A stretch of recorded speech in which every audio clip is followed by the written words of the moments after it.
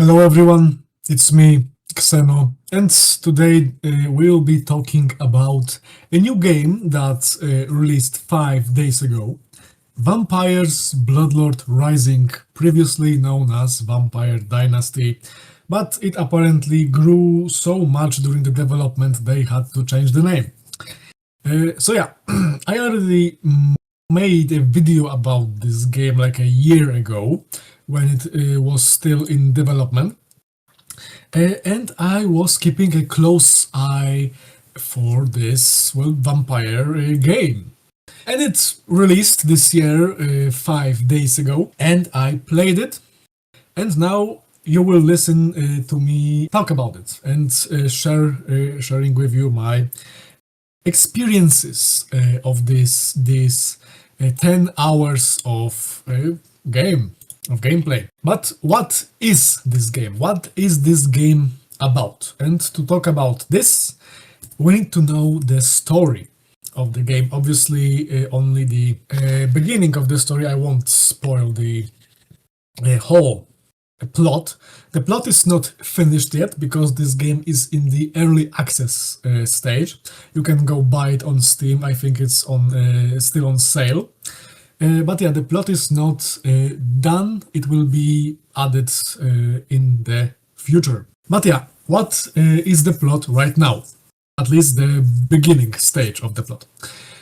So the story goes that long time ago there was a vampire named Varogo. And this vampire Varogo created our protagonist called Dragos. And under the rule of Varogo, vampires and humans lived in relative harmony. Humans gave vampires blood, and vampires helped humans with danger, some other things like diseases, and it was all well and fun until obviously the Fire Nation attacked. The Inquisition attacked, so the church in this game, and they, because reasons, killed most of the vampires, including Varogo, so our original Bloodlord, our maker, creator of Dragos, so our protagonist, and they put a spell on Sangavia, so this realm, this world we're playing in, called the Silver Veil. And this Silver Veil, obviously, vampires don't like silver. It was like a silver mist spreading throughout the world. So most vampires died, including Varogo, and few survived and went into hiding, including our protagonist, Dragos. And now, after an unspecified amount of time, we awaken in a crypt that we escape to slumber for centuries or decades, whatever. We awaken, we see that the Silver Veil is mostly gone, not entirely, but mostly. We are awakened by the voice of our creator of Varogo, but he's dead. So that must be like his ghost or something, calling to us to regain control over Sangavia and rebuild our bloodline, our power, our castle.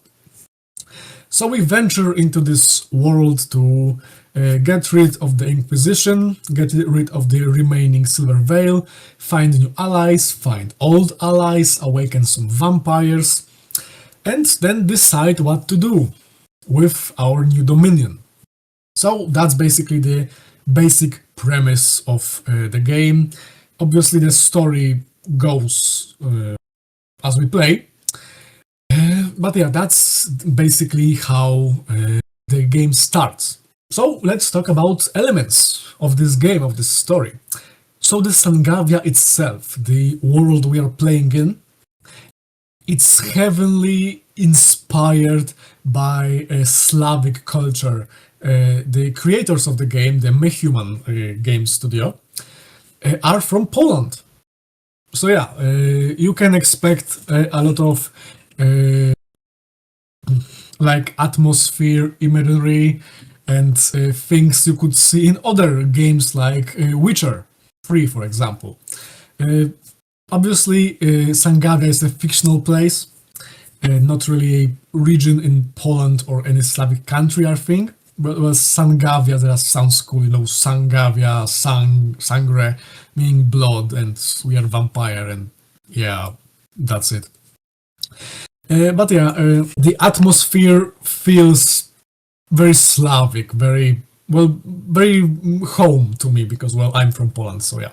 Sangavia is an open world filled with stuff and divided into like 4 free regions that we can explore.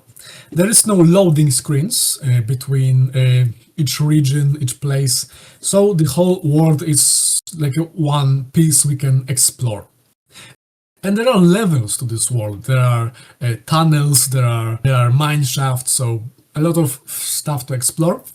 But we start the game at the beginning area, and the other areas are unlocked as we drive away the rest of the Silver Veil, so we can go and reclaim another like a part of Sangavia. And we have like a basic place with trees, lots of grass, hills, so you know the thing. We have a mountainry kind of a volcanic region. We have a swamp region, and we have a magical tree region with a lot of like spirit aesthetic and stuff like that. So the world itself is a very interesting. There's a lot of variety when it comes to locations. But even if there is a lot to explore, a lot of interesting places, little things hidden across the world, it kinda at this point feels empty in a way. There are some interesting locations like the main village in the starting area, volcano mine shafts, the sacred magical spirit tree, or the old ruined castle in the swamp.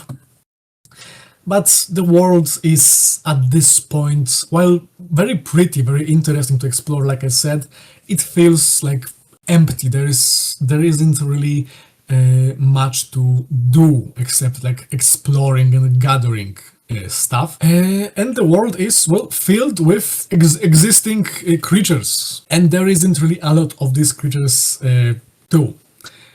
So there are like 3 types of animals at this point that we can hunt for blood. I will get to the blood mechanic in a second.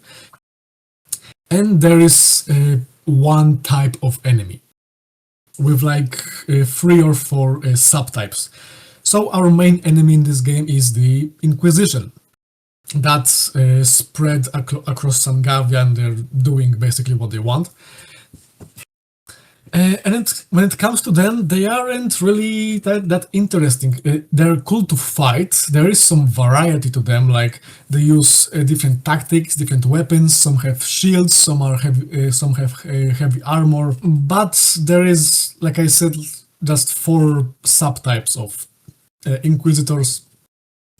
So that's not a lot. I assume there will be more enemies, maybe more Inquisition types in the future, or maybe some other monsters, some feral vampires hiding in the caves, maybe some werewolves hiding in the forest and hunting, maybe some, I don't know, aggressive animals like wolves or bears for us to hunt. But that's in the future. For now, there isn't really a lot of variety when it comes to our prey animals and our enemies, so that's that. Another big part of this game in the advertisement was that this game is heavily narration based. And while it is true, our choices do matter, there aren't really many things we can do with our villagers that we meet, that we need to take care of. So as Dragos, so our Bloodlord, we can interact with villagers in villages, obviously, and we can be nice to them, just talk and gather informations. I will talk about this in a second. Or we can hunt them, we can kill them, drink their blood, and that's that. As Dragos, we have like two distinct forms. In a way, we have more things to turn into, but Dragos has two shapes, two forms. The hunter, that is used for fighting, being fast, being sneaky.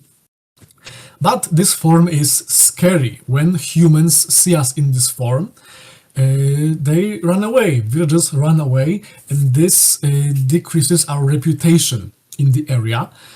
So to interact with NPCs, with human NPCs, we need to take the form of aristocrat.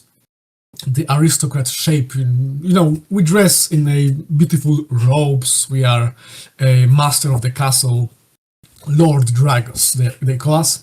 And we can talk with villagers. And this talking is also, again, very limited. The reputation system is also very, very limited. It's not like super impactful. I think the only thing that it matters with is collecting taxes.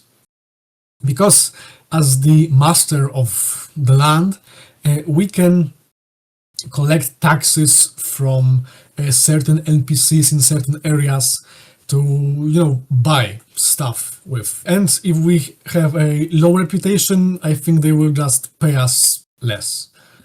So there isn't really much to do with the villagers themselves. But we can talk with them. We have one interaction with them, basically, except killing them, and while talking to people in a certain area, we can gather informations about other people in the area, in the village, other villagers. And these informations tell us what strengths and what flaws each villager has. So we can choose a very specific villager with a specific set of skills to turn into a vampire, so they can serve us as our thrall. And this management of our subjects, of our trolls, our vampire brood, is actually really well done. So we can create more vampires, obviously, and assign roles to them in our castle. To make certain things, obviously we can do these things ourselves, but we can automate many things at workstations. There is like a blacksmith station, a hunter station, gatherer station. We can gather things ourselves, we can refine stuff ourselves, we can create weapons ourselves, but we can assign our thralls with certain abilities to these stations to automate these things, and they will hunt animals for us. They will gather materials for us and resources. They will create things we want them to create, and they can help us build our castle. And I will talk about building our castle in a second, because it's another big thing. So this management is really cool. Obviously, we need to provide them with shelter, so a coffin to sleep in, and with blood to not starve. And we can also buff their stats by giving them a new armor tied to a certain role, and tools like hammers, pickaxes, axes, stuff like this. So this aspect, while still simple, it's very cool. It's actually fun to give orders to our subjects, our thralls. Another cool mechanic in itself is fighting. Like, we don't have a lot of enemies to fight, just the Inquisition, but fighting is very simple, but also requires some strategy. We can approach it in different ways. We can use our still limited number of vampiric powers to either damage them, our enemies in a large area. We can sneak past them, just confront them straight on, or run away from them as a bat, because yes, we can actually turn into a bat. We can unlock many interesting powers. We can increase our stats, and these powers also can be leveled up. So that's the RPG side of the game. Throughout the world, we find books that we can read and increase, and we need to feed this heart blood. But around this heart, this crystal, we can build our castle, because that's the place where castle of Varago was in the past. So now we can rebuild it, and this building mechanic, it's I think it's fair to compare it to like a mix between Minecraft and Fallout 4 in a way. We can basically build any type of castle we want. There's a lot of materials to build from, a lot of things to build, a variety of walls, doors, lighting, floors, accessories. So if you want, you could, I guess, recreate the Dracula's castle from whichever movie you like the best. It's possible, because this building mechanic, it's very cool. It gives you a lot of freedom to do basically whatever you want in this area of the castle. Does it serve any role? Not really. You could go the entire game with a simple crypt and one coffin, but this building of our castle, it's a lot of fun in itself. Just, while your thralls, your vampires, gather resources for you to build from, you plan out your castle. You build your walls, your towers, your throne room. So yeah, this building mechanic is actually very amazing. I'm having a lot of fun with it, building my castle right now. And I assume in the future this will be even more expanded upon in the future like updates, because again, this game is in the early access, but even for the early access, this aspect of the game is really nicely done, really great, a lot of fun. So another thing, obviously we are vampire. We are this vampire's Bloodlord Rising, yes. This is our Bloodlord Rising. And we have some mechanics tied to being a vampire. Like I said, we have a lot of vampiric powers, like turning invisible, turning into mist, turning into a bat, creating more vampires. We will be able to hypnotize people in the future. It's locked for now in the early access. But there will be more powers, more blood magic, more interesting stuff. But as a vampire, we need blood. Not only for this castle heart, but for ourselves. This blood fuels our powers, so we can't really become a bat if we don't have blood. And we get blood by drinking from animals or by killing people, killing our villagers, which obviously negatively impacts our tax income in certain areas. We can't drink from Inquisition because they are smart in a way and filled their veins, their blood with either garlic or poison, I am not really sure, but we can drink from them. This blood also regenerates us. Another big thing of being a vampire in this world is the day-night cycle. So above, in the top section of the screen, we have a clock. A clock that, we have a lot of time in the night to do things that we want. But once the dawn approaches, we need to go to our coffin. Otherwise, we die a painful death and respawn. It's a mechanic, it exists. I never got caught by dawn in this game, as of yet, at least. And even if you are far away from your castle, from your coffin, throughout the world there are like mausoleums scattered, so you can go there, there are coffins, and you can sleep there. Or you can just teleport back to your castle. It's not really a very impactful mechanic. It's tied to some quests, but besides that, yeah. Now, when it comes to stuff on the technical side, like I said, this game runs really well, even on my PC. It's not like super advanced setup, but it works. A stable 30 FPS, no crashes as of now, no blue screens, no bugs, no FPS drops. The biggest, I think, like a glitch was a visual one that I experienced a few times. Was that while hunting for a deer to drink and regain some blood, my deer spawned in the ground. Yeah, he spawned in the wall, and I couldn't, get to him, but there's plenty around, so I just moved on. Nothing really game-breaking, but it's there, and it's being worked on as of now. There were already few updates, few patches for the game. So yeah, that's that. Now to some things up.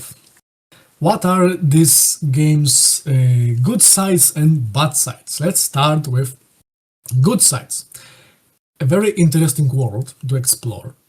A little empty, but that's fine, it's early access. Lots of interesting mechanics like being a vampire, blood, powers relating to that, fighting is fun, even if simple, but still fun.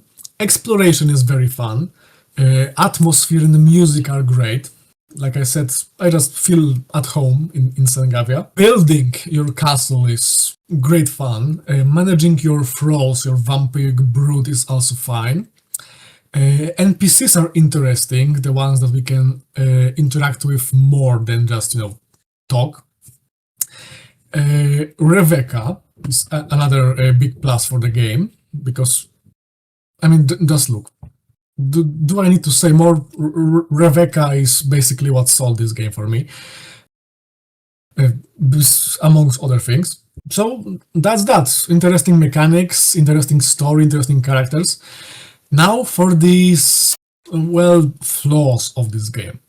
There are some glitches, like I said, nothing major, but still. Story is unfinished. It's short for like 6 hours as of now, but it will be expanded upon. The world, while interesting to explore, lots of fun things hidden around, it feels empty. Not really alive outside of like villages where there are villagers, but the rest of the world feels kind of empty. The day-night cycle is there. Like I said, it's tied to some quests, but it just exists.